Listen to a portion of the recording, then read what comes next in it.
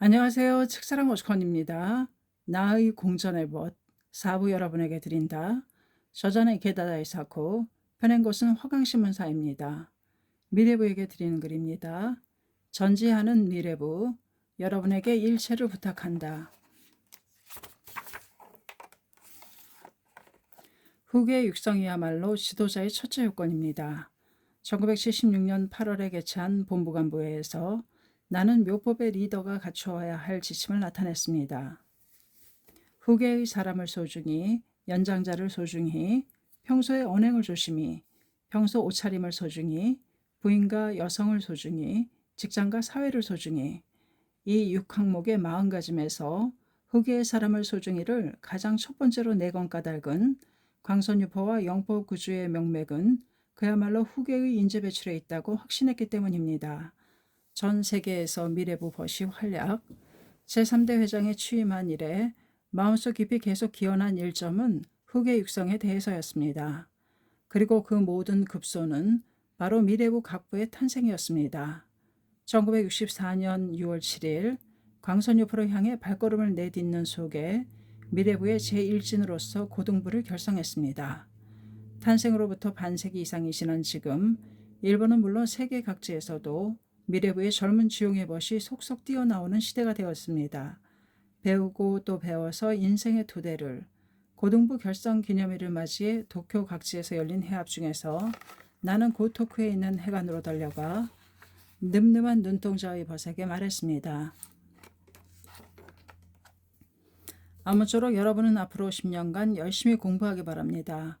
배우고 또 배워서 견고한 인생의 토대를 만들기 바랍니다. 타인의 행복을 위해, 인류의 평화를 위해 앞으로 여러분이 학회의 토대가 되어 강선유포를 받쳐주기 바랍니다.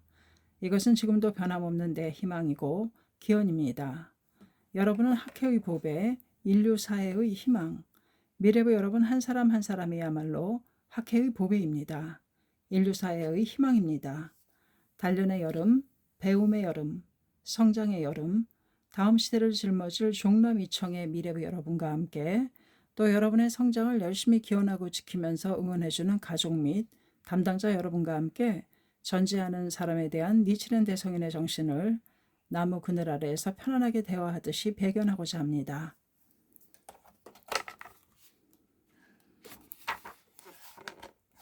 교호님 어서, 엄은 어서 1123쪽 일행에서 삼행, 법화경 제8의 묘장어망품이라고 하는 것에 묘장어망과 정덕부인이라고 하는 왕후는 정장정안이라는 태자에게 인도되셨다고 설해졌느니라. 교우님을 얻으셨으니 현세에는 뒤를 이을 효자이며 후생에는 또 인도되어서 부처가 되시리라. 현대어역 법화경 제8권 묘장어망 본사품 제28에는 묘장어망과 정덕분이라는 왕후가 정장정안이라는 두 왕자 덕분에 불법에 인도되었다고 쓰여 있습니다. 당신 부부는 교우님을 얻으셨으니 교우님은 현세에서는 뒤를 이을 효자가 되고 또 내세에서는 이 자식에게 인도되어 당신 부부는 부처가 되실 것입니다. 부모 자식 일체의 성불 이야기, 교우님 어서에서 대성이는 부모와 자식이 함께 성불했다는 묘장어망품의 이야기를 통해 문화를 격려하셨습니다. 여기에서 정장정안의 설화를 간략하게 확인하겠습니다. 먼 옛날 묘장어망이라는 왕과 정덕분이라는 왕후가 있었습니다. 그리고 그 슬하에는 정장과 정안이라는 두 왕자가 있었습니다. 두 왕자는 부처가 설한 정법을 신앙하고 수행에 힘썼습니다. 하지만 아버지 묘장어망은 불교를 구도하지 않는 사견에 물든 사람이었습니다. 부처는 최고의 가르침인 불법을 가르쳐 한나라의 왕과 민중을 구제하고자 했습니다. 그 부처의 마음을 알게 된 정장과 정안은 자신의 부모인 왕과 왕후에게 법화경을 들려주자고 결의합니다. 그것은 또한 스승의 마음에 부응하자는 결연한 행동이기도 했습니다. 두 사람은 어머니 정덕부인과 상담했습니다. 그러자 정덕부인은 아버지에게 부처의 설법을 함께 들으러 가자고 말하자꾸나 라고 대답했습니다. 그리고 더 나아가 아버지는 너희 말을 잘 들으려고 하지 않을 테니 종종의 신변, 신통 변화를 나타내서 이해를 얻으렴이라고 조언했습니다. 어머니의 조언을 듣고 아버지에게 간 정장 정한 두 사람은 공중에서 자유자재로 걷기도 하고 눕기도 하면서 몸에서 물과 불을 내뿜는 불가사의한 현상을 보여주었습니다. 그 모습을 본 묘장엄왕은 크게 환희했다고 합니다. 그리고 그 두 아들의 스승인 부처를 만나러 가자고 스스로 말했습니다. 부모를 성불로 이끄는 자식의 존재, 왕자들이 나타낸 신통변화는 우리에게는 인간혁명하는 자기 자신의 모습을 나타내는 것이라고 할 수 있습니다. 다시 말해 현증입니다. 실증의 힘입니다. 대성인이 도리 증문보다도 현증 이상은 없느니라 라고 말씀하신 대로입니다. 사람들을 구제하겠다는 스승의 마음에 호응한 왕자들은 불도 수행으로 얻은 깜짝 놀랄 만한 현증을 통해 자신의 가족도 자신의 나라도 성불의 길로 이끌었습니다. 성운으로 되돌아가면 대성인은 문화의 후계가 태어났다는 소식에 매우 기뻐하시면서 현세에서는 부모의 뒤를 이을 효자가 될 것입니다. 그리고 정장과 정한이 아버지를 구제했듯이 내세에서는 이 자식에게 이끌려 성불할 것입니다. 라고 크게 격려하셨습니다. 묘법으로 맺어진 가족의 유대, 묘법으로 맺어진 유대만큼 존귀하고 강한 것은 없습니다.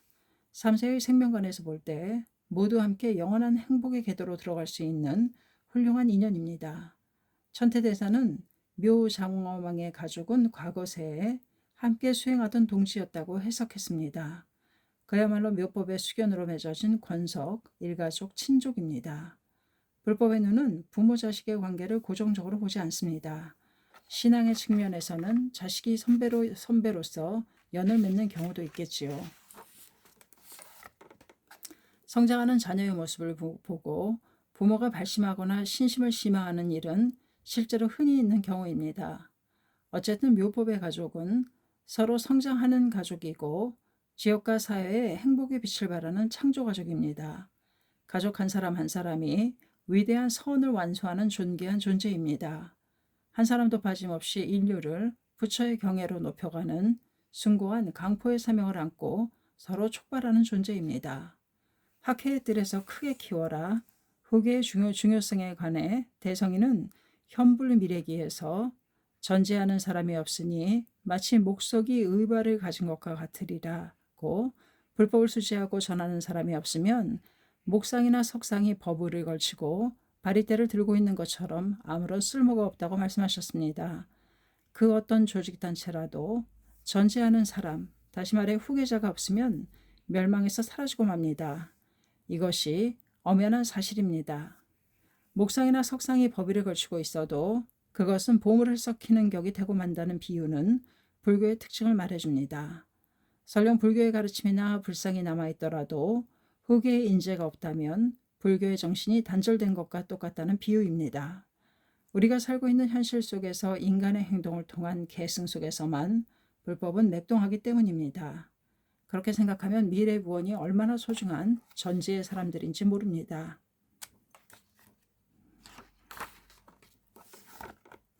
미래부 벗의 육성은 미래의 창조 그 자체입니다.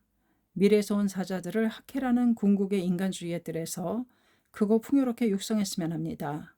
올바른 신심의 후계자를 지키고 육성하여 강선유포를 추진하는 일이야말로 입정왕국이라는 정의가 빛나는 사회를 구축하고 세계평화를 실현하는 직도이기 때문입니다. 전제하는 사람이란 인간혁명의 후계자, 여기에서 전지의 의미를 좀 더 깊이 생각해 보겠습니다. 과연 미래부원은 후세에 무엇을 수시하고 무엇을 전해야 하는가? 이 질문의 관점을 바꿔서 보면 우리는 미래에서 온 사자들에게 무엇을 수지하게 하고 무엇을 전해야 하는가라는 질문이 됩니다. 그것은 바로 가족의 신심이고 창각의 올바른 신앙입니다. 다시 말해 불법이 설하는 만인평등, 생명존엄의 영원불멸한 법이고 사상이라고도 할 수 있습니다. 신심을 수지하고 전한다는 것은 구체적으로는 정장과 정한이 아버지에게 보여준 것처럼 한 사람 한 사람이 자기 생명 안에 내재한 무한한 가능성을 믿으며 인간혁명의 실천을 관찰하는 것 그 자체입니다. 한 사람의 인간혁명은 가정을 바꾸고 주의를 바꾸고 그 이해와 공감의 학대는 지역과 사회까지도 바꿉니다.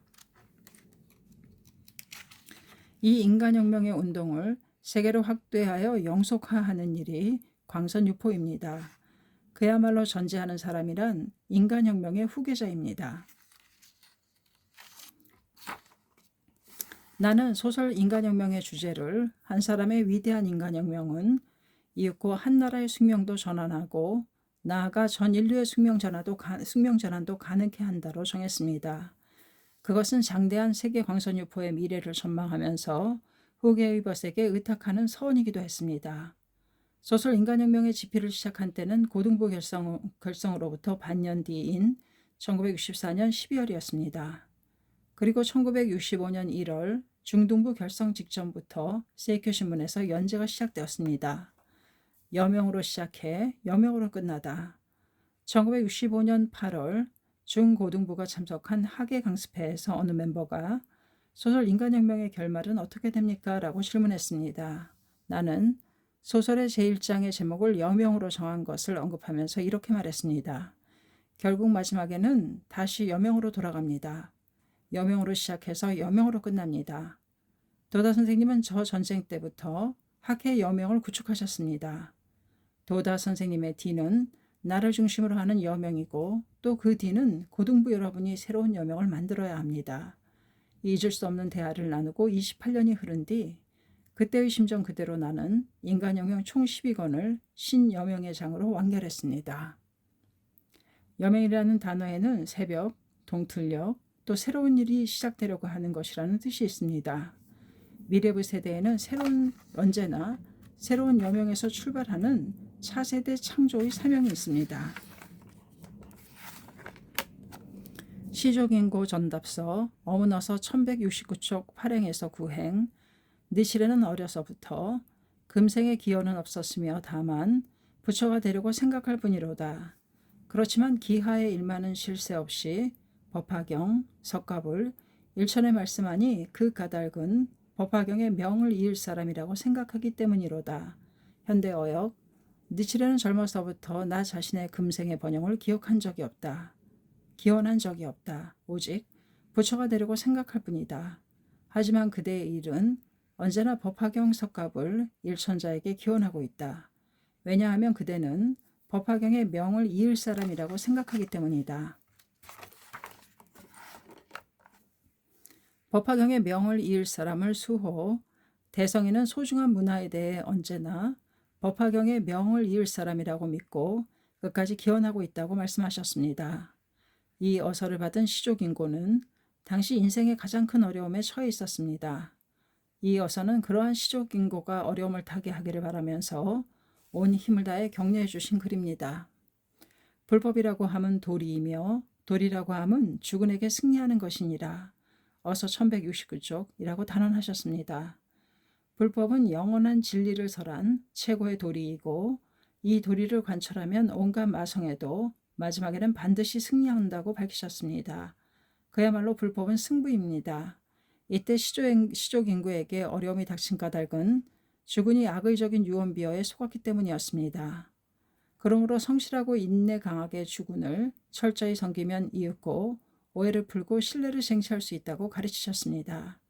제자의 승리가 스승과 불법의 승리, 배독한 어문 첫머리에서 대성이는 나 자신의 금생에 대해서가 아닌 오로지 부처가 되기만을 기원했다고 말씀하셨습니다.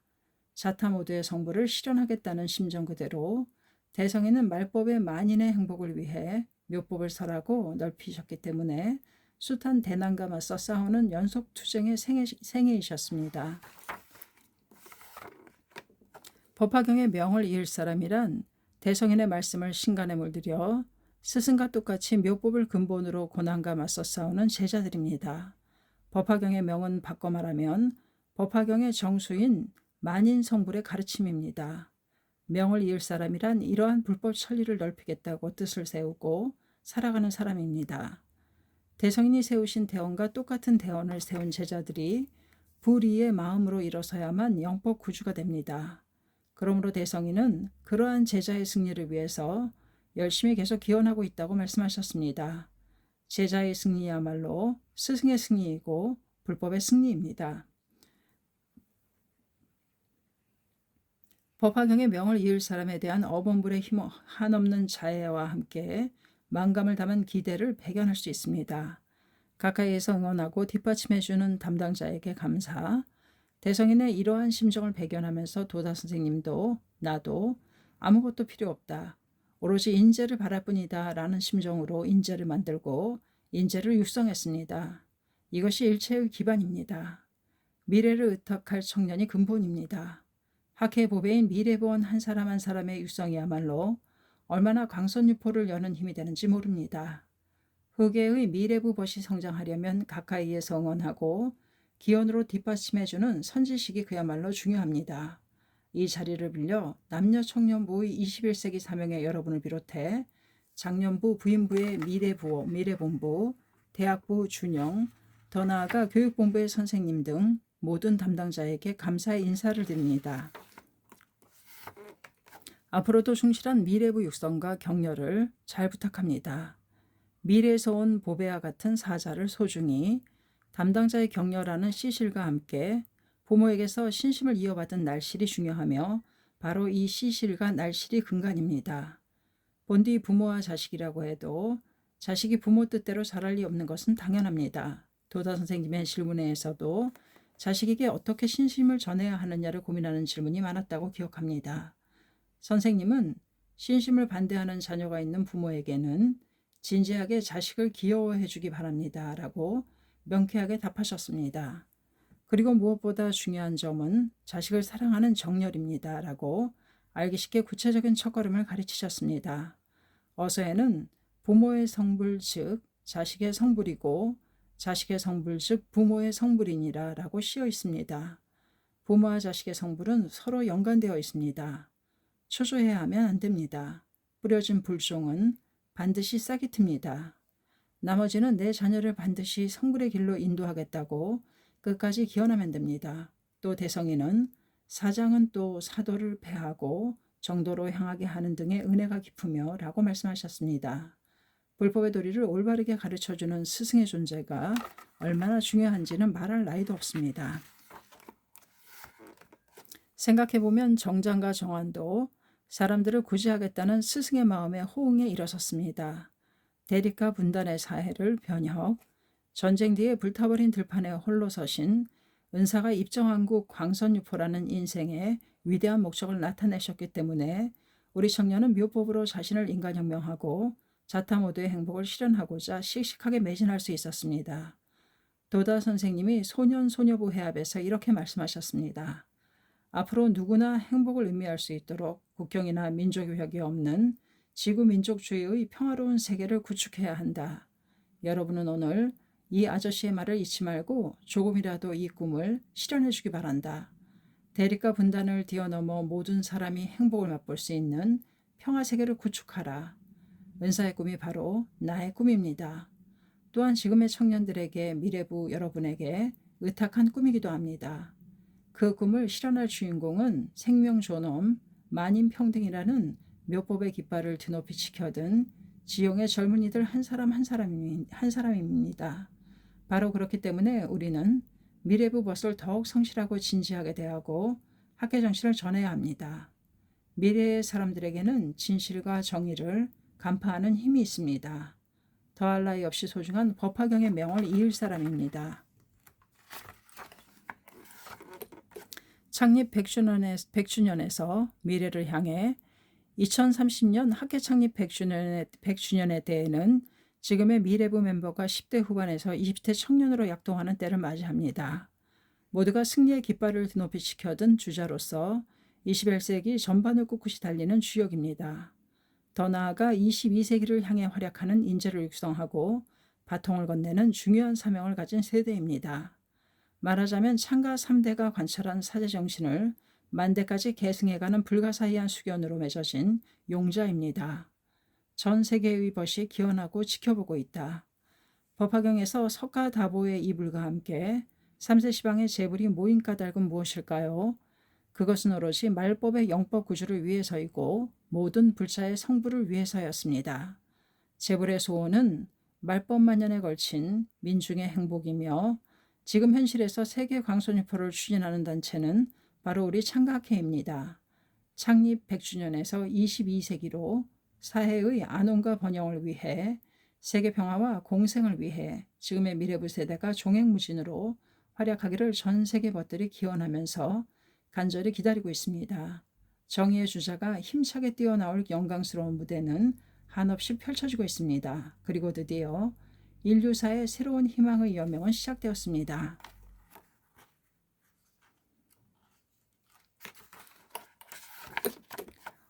어구 해설 소개드리겠습니다. 연법구주 법을 오래 머무르게 하기 위하여 법화경 387쪽이라는 뜻으로 법화경 겸보타품 제11에 나오는 글이다. 미래 영혼에 걸쳐 묘법을 전하는 일을 뜻한다. 종남이청, 청은 남에서 나와 남보다 푸르다라는 뜻, 색을 더할수록 원래의 남색보다 더 진해진다는 점에서 학문을 탐구할수록 깊어지는 것을 비유했다. 순자의 말에서 유래했다. 천태대사의 마하지간 제1권에도 인용되어 있다.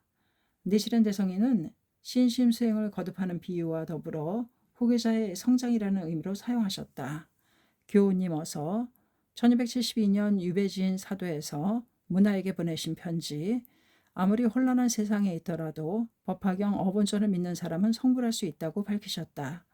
묘 장엄한과 아내 정덕 부인 그리고 그 아들인 정장 정한 이렇게 네 사람의 과거세에 관해 천태대사는 법화문구에서 옛날 어느 부처의 시대에 불도를 구하는 수행자 4명이 시간을 유익하게 쓰기 위해 한 사람은 생활을 뒷받침하고 다른 3사람은 수행에 전념했다. 그 결과 수행에 전념한 3사람은 불도를 얻었지만 생활을 뒷받침한 한 사람은 불도를 얻지 못했다. 그러나 그 음덕의 힘이 공덕이 되어 언제나 국왕으로 태어났다. 그리고 다른 3사람은 의논 끝에 그 가족으로 태어나 왕을 불도로 이끌어 과거세 은혜를 갚았다고 해석했다.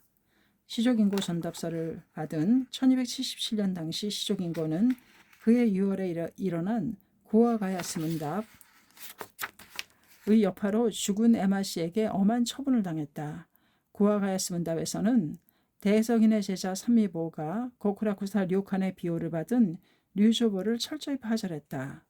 그런데 그 자리에 함께 있었을 뿐이고 한마디도 하지 않은 시족인고를 두고 나중에 시족인고가 폭도를 데리고 와서 무기를 들고 법사에 난입했다는 유언비어가 떠돌게 되었다. 에마씨는 이 참언, 사실무근의 탄원을 믿고 시족인고에게 법화경의 신앙을 버리겠다는 기청문, 서약사를 써라. 그렇지 않으면 소령을 몰사한다는 명령을 내렸다. 예를 들면 계목초에 대저 법화경의 보타품을 배견하건대 석가다보, 시방부신의 제불의 내 집은 어떠한 뜻인가, 영법구주, 고래지차 등우는이라고 어서에 씌어 있습니다. 나의 공존의 벗, 미래의 부에게 드리는 글이었습니다. 감사합니다. 책사랑 오죽헌이었습니다.